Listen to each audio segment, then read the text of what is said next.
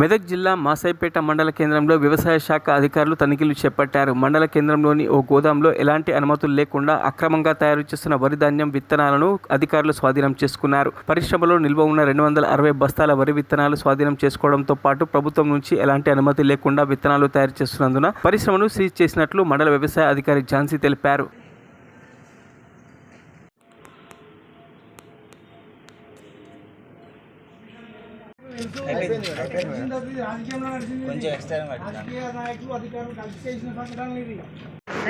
మందాయపేట రోడ్లో విత్తన తనిఖీలో భాగంగా సీజన్ స్టార్ట్ అయింది కాబట్టి అన్ని గోడౌన్స్ వెరిఫై చేస్తుండగా ఇది ఒకటి అన్ఆథరైజ్డ్ గోడౌన్ కనిపించిందండి.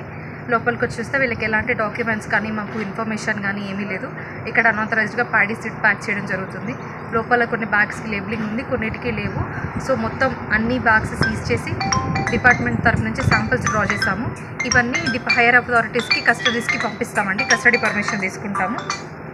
ప్రస్తుతానికైతే ఇది సీల్ చేయడం జరిగింది. కరెక్ట్గా పంచనామా చేసి అలైడ్ డిపార్ట్మెంట్స్ని థర్డ్ పార్టీగా రెవెన్యూ డిపార్ట్మెంట్లో విఆర్ఏఎస్ని హెల్ప్ తీసుకొని పంచనామా డ్రా చేసాము. ఈ స్టాక్ అంతా కూడా అన్ఆథరైజ్డే. దీన్ని కస్టడీకి పంపించడం జరుగుతుంది. ఏంటండి అర్థమైతే ఇక్కడైతే ఏమీ అలాంటి డీటెయిల్స్ లేవండి. మేబీ ఎల్లున్నా కానీ ఇప్పుడు వీళ్ళని ఎంక్వైరీ చేస్తే తెలుస్తుంది. లేరు వాళ్ళు. సో అన్ఆథరైజ్డ్ అని చెప్పి మేమే సీల్ చేసాం.